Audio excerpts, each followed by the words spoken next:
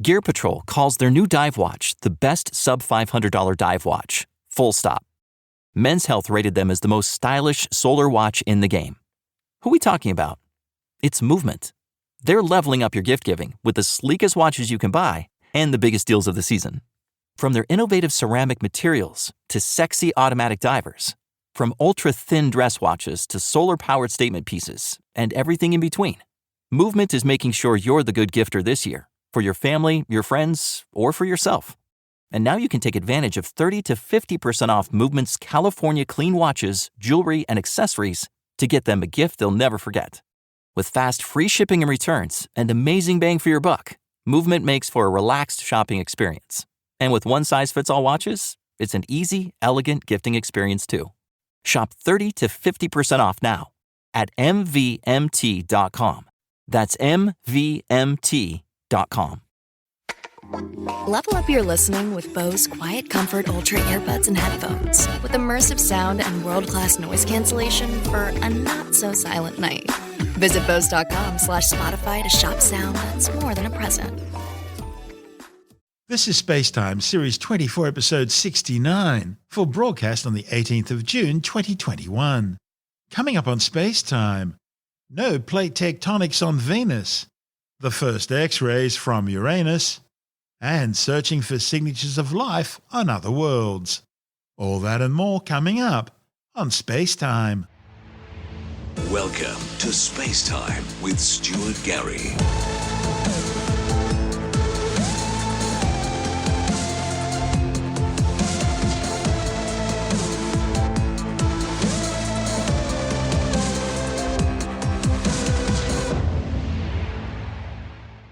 A new study claims Venus hasn't had any plate tectonics on its surface for at least 300 million years and probably more than 1 billion years. The findings, reported in the journal Nature Astronomy, are based on a study of Meade Crater, Venus's largest impact basin. The 170-kilometre wide crater was formed by an asteroid impact between 300 million and 1 billion years ago. Meade is surrounded by two cliff-like fault ring mountain ranges, rocky ripples created by the basin-forming impact event.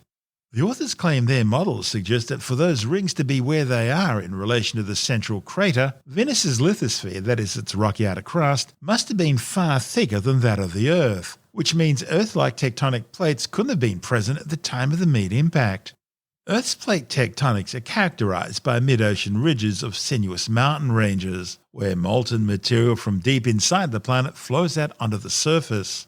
There it cools and hardens into rafts of rock, drifting on top of a slowly convecting mantle until it reaches the lighter continental crust, where it subducts back down into the mantle. Previous observations from orbital spacecraft have revealed rifts and ridges on Venus that do look similar to plate tectonic features on Earth. But Venus is shrouded by its thick atmosphere, making it hard to make definitive interpretations of fine surface features. So this new study is a different way of approaching the same question, using the Meade impact to probe the characteristics of Venus's lithosphere. It follows earlier research studying the similar Oriental basin on the Moon, which showed that the final position of the rings is strongly tied to the crust's thermal gradient, that is, the rate at which rock temperature increases with depth. See, the thermal gradient influences the way in which rocks deform and break apart following an impact, and that in turn helps determine where the basin rings end up. The work shows that for Meade's rings to be where they are, Venus's crust must have had a relatively low thermal gradient. And that low thermal gradient means a comparatively gradual increase in temperature with depth, and all that suggests a fairly thick Venusian lithosphere. The study's lead author, Evan Bjones from Brown University, says the findings show that Venus had a stagnant lid at the time of the impact. And he says that's a bit like a lake freezing over in winter. The water at the surface reaches freezing point first, while the water at depth is a little bit warmer. Then, as the deeper water gradually cools down to similar temperatures as the surface, the ice gradually thickens. The calculations suggest that the thermal gradient is far lower, and so the lithosphere much thicker than what you'd expect for an active lid planet. And several other ring craters examined by the authors were also proportionally similar to Meade, showing similar thermal gradient estimates. The findings all support the idea that planet Earth is rather unique in our solar system, because it has a system of global tectonic plates. and that's affected how the Earth has evolved and how life has developed on the planet. This is SpaceTime. Still to come, astronomers have detected X-rays from Uranus for the first time, and the search for signatures of life on other worlds. All that and more still to come on SpaceTime.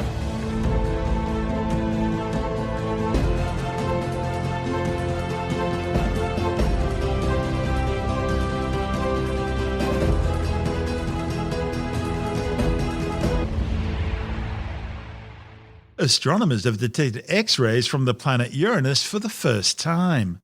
The findings, reported in the Journal of Geophysical Research, will help scientists better understand this enigmatic ice giant. Uranus is the seventh planet from the Sun and has two sets of rings around its equator.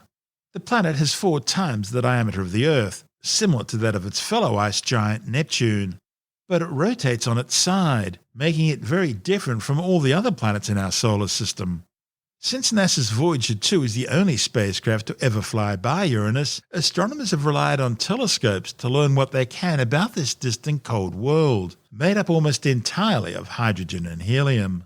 A new study, analysing earlier observations of Uranus, taken by NASA's Chandra X-ray Observatory in 2002 and 2017, detected X-rays from the 2002 observations, as well as a possible flare of X-rays from the 2017 readings. Astronomers think the X-ray emissions are actually being caused by the Sun. They've observed that both Jupiter and Saturn scatter X-ray light given off by the Sun in a similar way to how Earth's atmosphere scatters sunlight. While the authors of the new Uranus study initially expected that most of the X-rays would also be from scattering, there are tantalizing hints of at least one other source of X-rays, which, if confirmed by future observations, could have intriguing implications for understanding this distant world. One possibility is that the rings of Uranus are producing the X-rays, similar to what happens with Saturn's rings. See, Uranus is surrounded by charged particles such as electrons and protons in its nearby space environment. If these energetic particles collide with particles in the rings, they could cause the rings to glow in X-rays. Another possibility is that at least some of the X-rays are coming from aurora on Uranus, a phenomenon that had previously been observed on this planet at other wavelengths. On Earth, colourful light shows in the sky known as aurorae happen when high-energy charged particles in the solar wind interact with the planet's atmosphere. X-rays are emitted by Earth's auroral activity, produced by energetic electrons after they travel down the planet's magnetic field lines towards its poles and are slowed down by the atmosphere. Jupiter also has auroras generated by the solar wind, as well as by charged particles thrown into space by volcanic activity on the Jovian moon Io. However, scientists remain less certain about what causes auroras on Uranus. Chandra's observations may eventually help to figure out this mystery. Uranus is an especially interesting target for X-ray observations because of the unusual orientations of its spin axis and its magnetic field. While the rotational and magnetic field axes on other planets in the solar system are almost perpendicular to the plane of their orbit, the rotational axis of Uranus is nearly parallel to its path around the Sun. Furthermore, while Uranus is tilted on its side, its magnetic field is tilted by a different amount and is offset from the planet's centre. All this may cause its auroras to be unusually complex and variable. This is SpaceTime. Still to come, searching for signatures of life on other worlds. All that and more coming up on SpaceTime.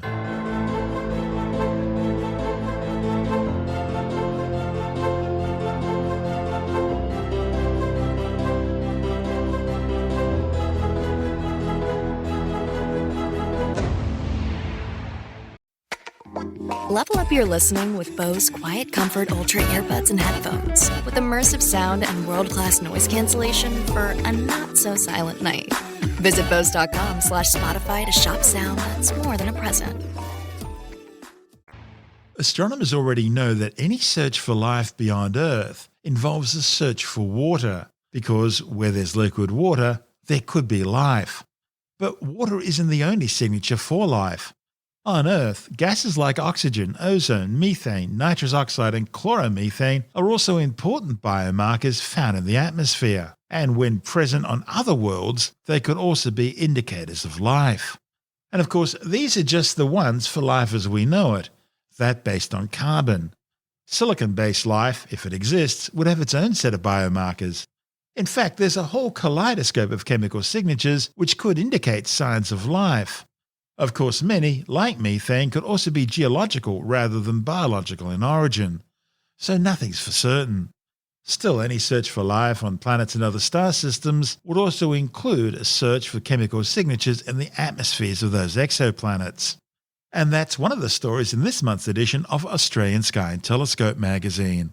With the details, we're joined by the magazine's editor, Jonathan Nally. Scientists are looking ahead to the day when they'll be able to do detailed studies of exoplanets from afar, looking for signs of life. Because the problem at the moment, of course, is that exoplanets, these planets circling other stars, are just so far away. There are only, I think, 3 or 4 that we've, maybe 5 or 6 that they've actually seen as little dots of light by blocking out the light of their parent star. But essentially there are effectively no images of these planets, and there won't be for a very, very long time. But they can pick up some chemical information from these exoplanets and study what kind of gases are in the atmosphere, work out some temperatures, that kind of thing. And as time goes on and technology gets better, they're going to be able to do more and more and more of this and be able to find traces of lots and lots of different chemicals. And the ones they're particularly interested in, of course, are what are called biosignatures. And these are the sort of chemical fingerprints of life forms. Like methane and things like that. Yeah, methane, even ozone and oxygen, because oxygen's a very reactive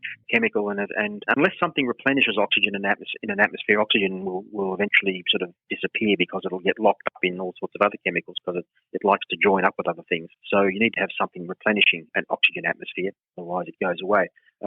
Methane is the same sort of thing. It breaks down very, very easily. So if you spot something that's got lots of methane, then you need to have some sort of explanation for how it got there. It could be life, or it could be all sorts of other activity like volcanoes and things. So the scientists might be able to detect the presence of lots and lots of chemicals in these planets' atmospheres in the not too distant future.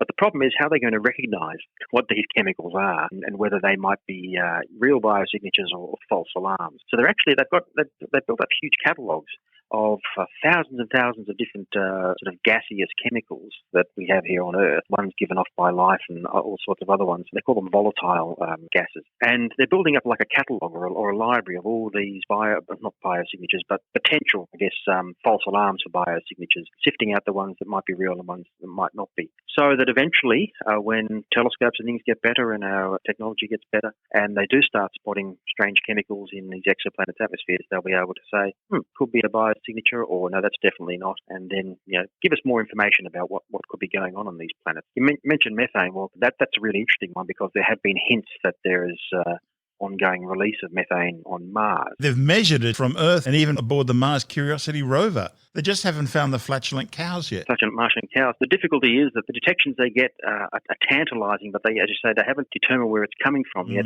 And I think I'm correct in saying that they've made detections at the surface, but up in the upper atmosphere, they haven't made detections. And they want to know why.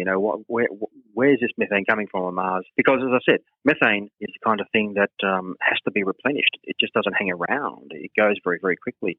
So something's got to be producing it. And there doesn't seem to be any active volcanism on Mars. Perhaps there's stuff going on underground, but there's nothing on the surface that they can spot it as far as I know. So what is it? And there have been indications of seasonal fluctuations with these methane detections as well. So it seems to be happening, thawing out and coming to life during the summertime, exactly, and hibernating during the winter, so who knows. And the other interesting detection too, no one's 100% on this yet, but the chemical phosphine on Venus. There were indications that there is this gas called phosphine on Venus, but that's not entirely settled now because of other observations and other ideas. But that's a strange chemical as well. And where is that coming from? What's producing that? They think they may have solved that one, that it's actually sulfuric acid in the cloud base, and they've just misread the spectroscopic. Just misread the data. Yeah, exactly. Well, this proves the exact point that it is hard to analyse atmospheres. So if it's hard to analyse atmosphere of Venus, which is right next door in terms of space, then how much harder is it to analyse the atmosphere of something that's tens or hundreds of light years away, and you're only getting a tiny, tiny amount of data? So they've got a long way to go on that, but it's very interesting stuff nonetheless. That's Jonathan Nally, the editor of Australian Sky and Telescope magazine. And don't forget, if you're having trouble getting your copy of Australian Sky and Telescope magazine from your usual retailer because of the current lockdown and travel restrictions, you can always get a print or digital subscription and have the magazine delivered directly to your letterbox or inbox. Subscribing's easy. Just go to skyandtelescope.com.au. That's skyandtelescope.com.au, and you'll never be left in the dark again. And this is SpaceTime. Still to come, a new telecommunications satellite for SiriusXM placed into orbit in a spectacular nighttime launch, and later in the science report, Arctic sea ice thinning faster than previously expected. All that and more still to come on SpaceTime.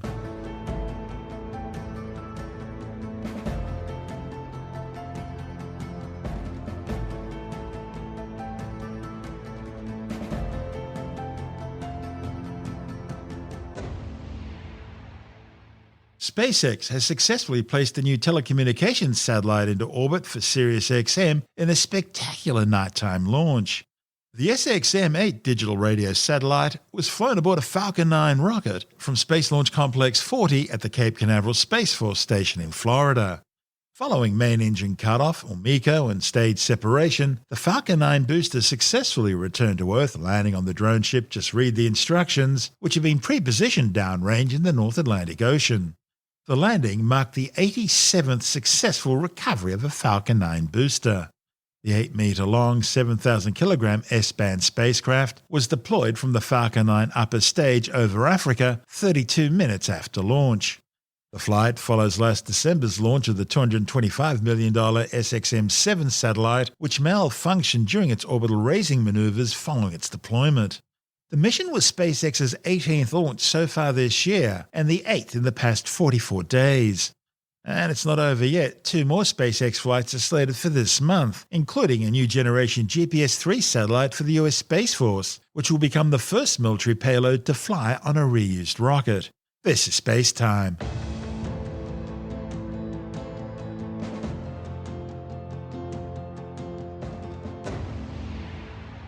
Woodhouse Chrysler Dodge Jeep Ram is bringing you more power, capability, and savings with the full lineup of new Ram trucks during the Black Friday sales event going on all month long. Lease a 2024 Ram 1500 Crew Cab Bighorn for $429 per month. Visit our 2 convenient metro locations in Blair or Bellevue or online anytime. Lease for 42 months, 10,000 miles per year with approved credit. Tax, title, license extra. $2,500 down plus first payment and $299 doc fee due at signing. Example stock number BC230242. Offer expires 11/30/2023. See dealer for details.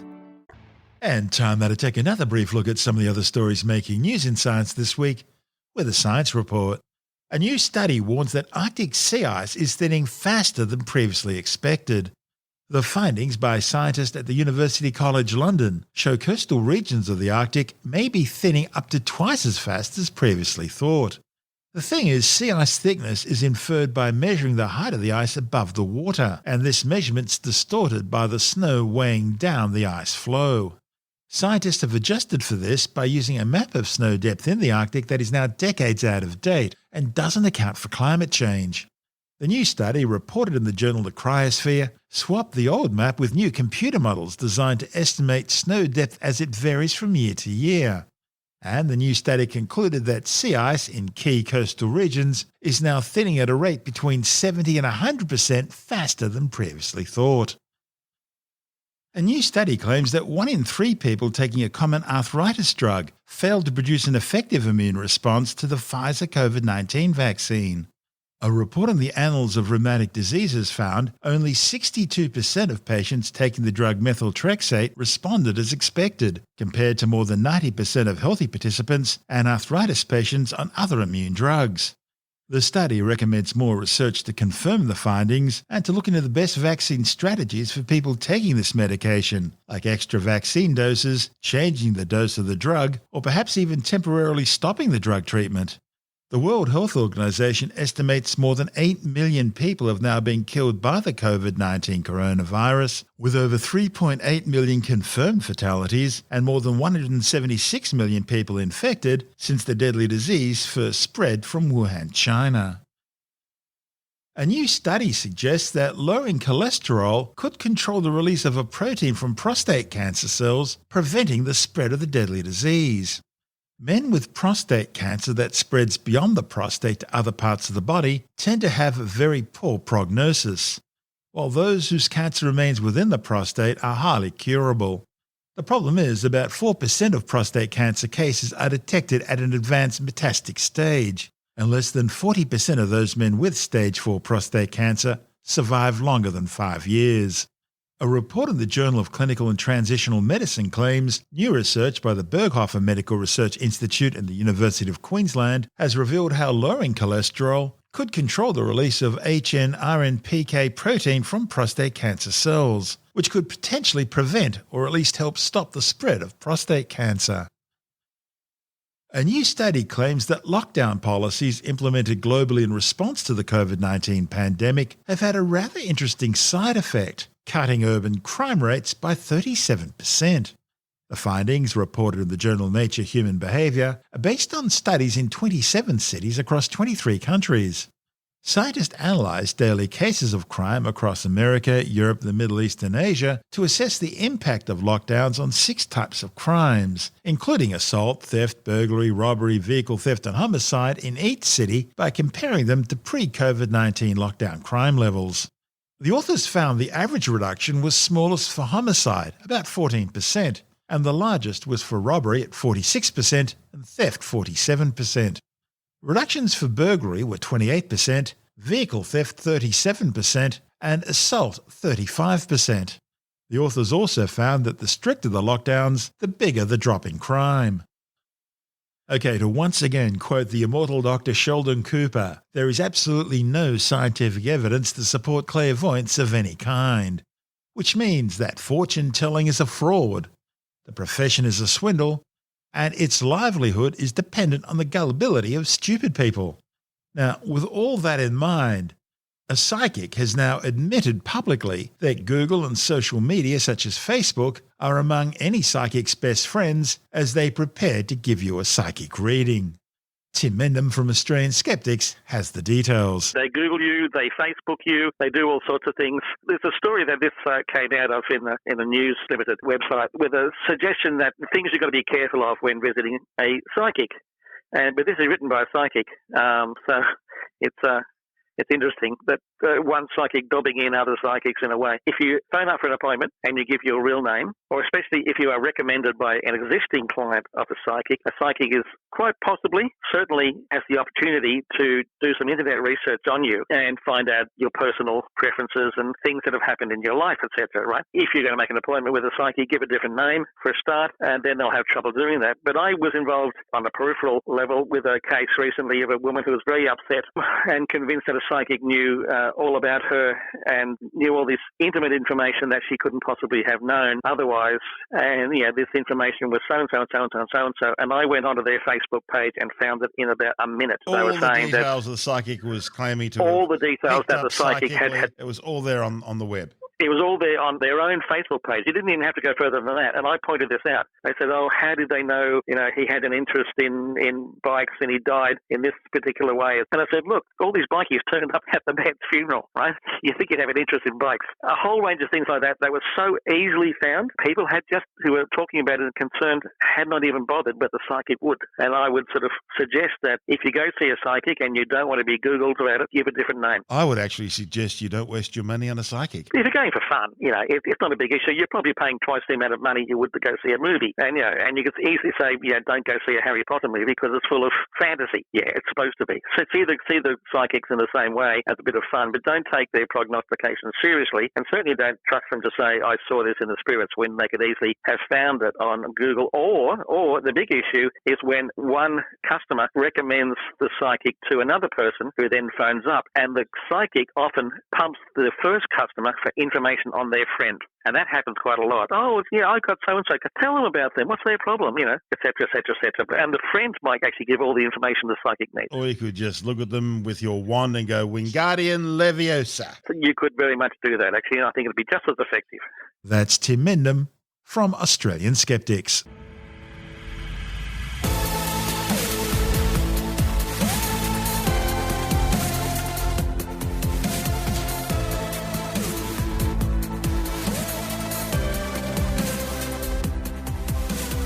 And that's the show for now. SpaceTime is available every Monday, Wednesday and Friday through Apple Podcasts, iTunes, Stitcher, Google Podcast, Pocket Casts, Spotify, Acast, Amazon Music, Bytes.com, SoundCloud, YouTube, your favourite podcast download provider, and from spacetimewithstuartgary.com. SpaceTime's also broadcast through the National Science Foundation on Science Zone Radio and on both iHeartRadio and TuneIn Radio. And you can help to support our show by visiting the SpaceTime store for a range of promotional merchandising goodies, or by becoming a SpaceTime patron, which gives you access to triple-episode commercial-free versions of the show, as well as lots of bonus audio content which doesn't go to air, access to our exclusive Facebook group, and other rewards. Just go to spacetimewithstuartgary.com for full details. And if you want more SpaceTime, please check out our blog, where you'll find all the stuff we couldn't fit in the show, as well as heaps of images, news stories, loads of videos, and things on the web I find interesting or amusing. Just go to spacetimewithstuartgary.tumblr.com. That's all one word, and that's Tumblr without the E. You can also follow us through @StuartGary on Twitter, @SpaceTimeWithStuartGary on Instagram, through our SpaceTime YouTube channel, and on Facebook, just go to facebook.com/SpaceTimeWithStuartGary. And SpaceTime is brought to you in collaboration with Australian Sky and Telescope magazine, your window on the universe. You've been listening to SpaceTime with Stuart Gary. This has been another quality podcast production from Bytes.com. Woodhouse Chrysler Dodge Jeep Ram is bringing you more power, capability, and savings with the full lineup of new Ram trucks during the Black Friday sales event going on all month long. Lease a 2024 Ram 1500 Crew Cab Bighorn for $429 per month. Visit our 2 convenient metro locations in Blair or Bellevue, or online anytime. Lease for 42 months, 10,000 miles per year with approved credit. Tax, title, license extra. $2,500 down plus first payment and $299 doc fee due at signing. Example stock number BC230242. Offer expires 11/30/2023. See dealer for details. Gear Patrol calls their new dive watch the best sub-$500 dive watch. Full stop. Men's Health rated them as the most stylish solar watch in the game. Who are we talking about? It's Movement. They're leveling up your gift giving with the sleekest watches you can buy and the biggest deals of the season. From their innovative ceramic materials to sexy automatic divers, from ultra-thin dress watches to solar-powered statement pieces, and everything in between, Movement is making sure you're the good gifter this year, for your family, your friends, or for yourself. And now you can take advantage of 30 to 50% off Movement's California clean watches, jewelry, and accessories to get them a gift they'll never forget. With fast, free shipping and returns and amazing bang for your buck, Movement makes for a relaxed shopping experience. And with one-size-fits-all watches, it's an easy, elegant gifting experience too. Shop 30 to 50% off now at mvmt.com. That's mvmt.com.